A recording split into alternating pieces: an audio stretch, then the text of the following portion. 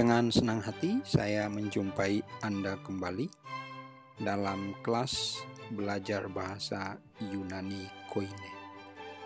Saya Edward Hanok akan menjadi rekan Anda dalam belajar bahasa Yunani bersama saya di Yuteo Channel yang menghadirkan teologi di ruang digital Anda semuanya. Kita mengawali pelajaran bahasa Yunani ini dengan mencoba mengingat beberapa kata yang familiar dengan kita sebagai pendahuluan. Ada beberapa kata yang apakah kita tahu atau apakah kita tidak tahu, kata di mana yang membuat kita kemudian terkejut karena beberapa kata itu ternyata punya kesamaan dengan bahasa Yunani. Nah, serapan kata tersebut diantaranya adalah kata krisis, lalu dogma, stadion, karakter, diploma, basis, skema, drama, dan masih mungkin banyak kata serapan lain.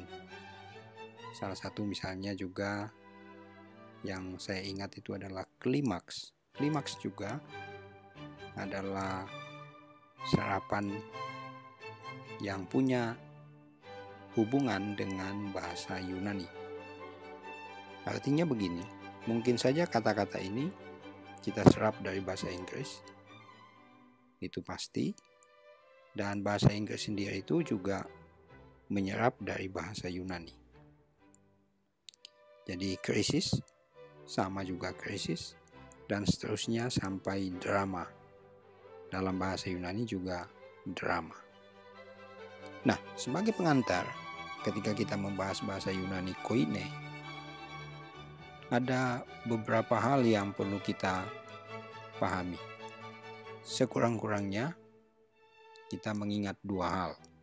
Pertama, bahwa bahasa Yunani Koine ini berkaitan dengan Raja Alexander Agung, Raja Yunani yang sangat muda, yang di bawah kepemimpinannya Yunani sangat disegani dan ia banyak memengaruhi, atau kerajaan Yunani yang dipimpinnya banyak menguasai dan memengaruhi kerajaan-kerajaan lain. Ini adalah Alexander Agung. Saya mengambilnya dari Britannica. Dan memang ini hanya lukisan, bukan potret yang sebenarnya.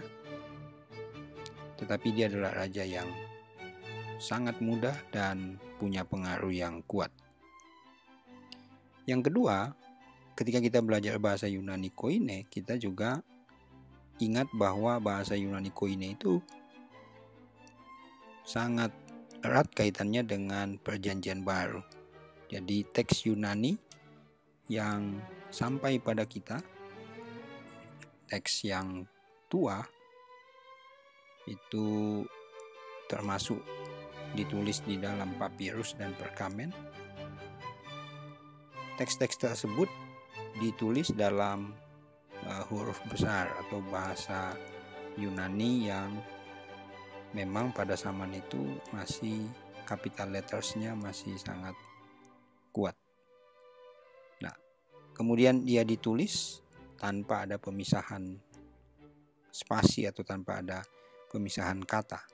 Penulisannya berkelanjutan, ya, tanpa ada spasi sedikit pun. Kalau dalam bahasa Latin disebut scriptio continua.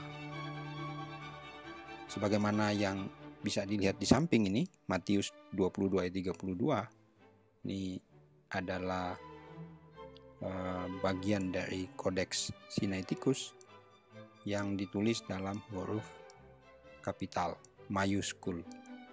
Kalau ditulis dalam teks huruf-huruf kecil itu disebut minuskul.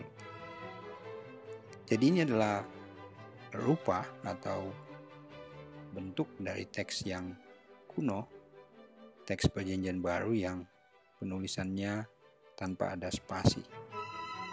Bahasa Yunani memiliki 24 abjad atau aksara. Ke-24 abjad atau huruf tersebut terdiri atas konsonan dan vokal. Jadi berbeda dengan bahasa Ibrani yang hanya memiliki konsonan saja. Tetapi di dalam bahasa Yunani, 24 abjad tersebut adalah konsonan dan vokal. Kemudian ditulis dari kiri ke kanan, dibaca juga dari kiri ke kanan. Dan ini sangat berbeda dengan bahasa Ibrani yang ditulis dan dibaca dari kanan ke kiri. 24 abjad atau huruf tersebut adalah sebagai berikut. Ini adalah bentuknya dari alfa, beta, gamma, delta, epsilon, zeta, eta, theta, iota, kappa, lambda, mu, nu. Nah, pada mu dan nu itu biasanya ada juga yang mengucapkan dengan mi, ni, ya karena bunyi epsilon itu selalu dihubungkan dengan y, ya. Yang berikutnya adalah xi, omikron, pi, rho, sigma, tau, epsilon, pi, beda dengan pi, ki, psi, omega. Dan kalau Anda sudah selesai menghafal dengan nama-namanya atau mencoba menghafalnya, jangan lupa Anda menulis kembali kata oke sebagai tanda bahwa Anda sudah menghafal nama-nama konsonan dan vokal bahasa Yunani tersebut. Dan adalah baik bagi Anda untuk menulis kembali nama-nama abjad atau alfabet Yunani ini pada kolom yang tersedia, sebagaimana pada slide sebelumnya. Kalau Anda juga sudah selesai, Anda boleh mencantumkan kata oke di kolom sebelah kanan. Sekarang kita akan belajar menulis 24 abjad tersebut jadi konsonan dan vokal. Kita akan coba pelajari bagaimana penulisannya. Nah, ini bagian pertama. Bagian pertama ini kita meminjam garis atau 3 garis datar ini. Ingat baik-baik bahwa bahasa Yunani Koine memiliki bentuk huruf besar, capital letters, dan juga huruf kecil. Karena itu akan ditulis yang pertama adalah alfa. Di slide sebelumnya juga kita lihat ya, bentuk huruf besar dan kecil itu. Nah, ini adalah huruf besar. Huruf kecilnya adalah seperti ini, tulisannya dimulai dari pojok kanan atas. Lalu beta sama dengan B, dimulai dari pojok kiri bawah. Lalu ini adalah gamma, alfa, beta, gamma, dimulai pojok kiri atas. Lalu ini adalah delta, alfa, beta, gamma, delta, seperti segitiga begini, dimulai dari kanan. Lalu ini adalah epsilon, seperti E, epsilon, E seperti ini. Ini adalah zeta, tidak terlalu kompleks sebenarnya menulis zeta dalam capital letters atau E atau beta atau alfa. Yang berbeda adalah gamma dan delta. Zeta pada huruf kecil atau kursif jauh lebih kompleks ya dibanding dengan kapital. Lalu zeta, eta. Eta adalah H dalam bahasa Yunani. Dan ini adalah bentuk kursifnya atau huruf kecil. Eta. Yang berikut adalah theta. Ini huruf besarnya dan huruf kecil adalah seperti ini. Nah, untuk bagian pertama ini silakan tulis kembali pada kolom di bawah ini. Jadi sama juga garis, 3 garis ini Anda boleh tulis kembali, pindahkan alfa, beta sampai dengan theta. Kalau sudah, Anda boleh tulis OK atau Anda boleh memberikan tanda apapun di situ. Tapi pastikan bahwa Anda sudah menulisnya dengan baik. Yang kedua, masih belajar menulis abjad Yunani. Cara menulis yang kedua masih tetap sama dengan meminjam 3 garis seperti ini. Kita berhenti di theta sebelumnya, lalu kita sambung dengan iota, theta, iota. Iota sama persis dengan I. Ini tapi tanpa ada tanda titik di atasnya. Kalau ada tanda titik berarti adalah abjad Latin. Iota, kappa, ini sama kappa. K-nya dimulai dari pojok kiri atas, kappa. Lambda seperti segitiga tapi tanpa alas ya. Ini adalah lambda. Kemudian mu itu sama dengan M. Dimulai dari bawah mu-nya. Dan nu-nya adalah seperti begini, seperti V. Ini adalah N. Lalu ini mu xi. Ya, ada yang tulis atau baca X xi, tapi juga ada KS xi. Ini lebih kompleks daripada zeta. Jadi dia seperti ini. Xi. Kemudian Omicron, ini seperti bahasa Indonesia. Lalu ada sini adalah Pi, ya Pi. Setelah Omicron Pi, perhatikan baik-baik Pi-nya.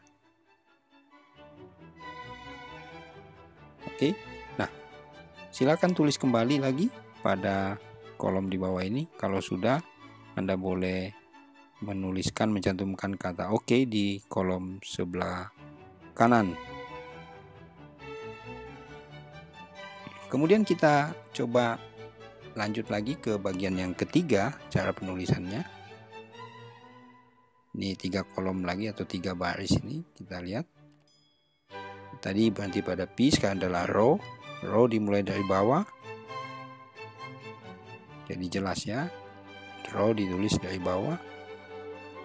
Kemudian ini adalah sigma, memiliki 2 bentuk, rho, sigma.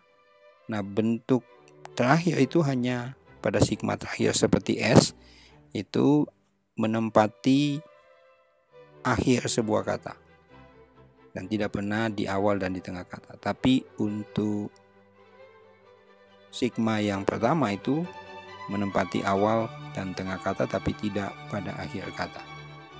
Jadi rho, sigma, tau.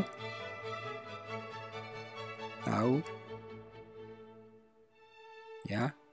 Lalu epsilon. Lalu ini adalah P atau V. Ini huruf kecilnya.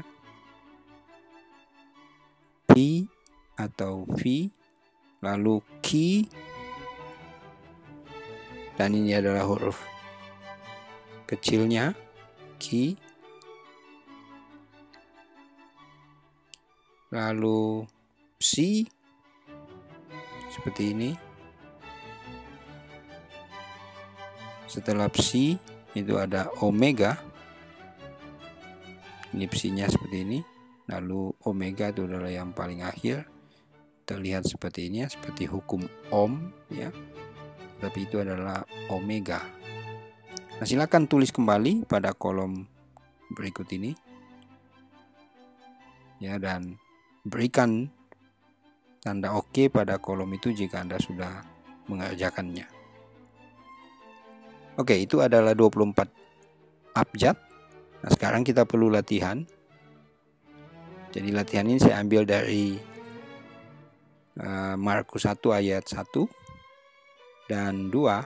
Jadi salin kembali ayat 1 di kolom yang pertama itu, dan ayat 2 di kolom yang kedua.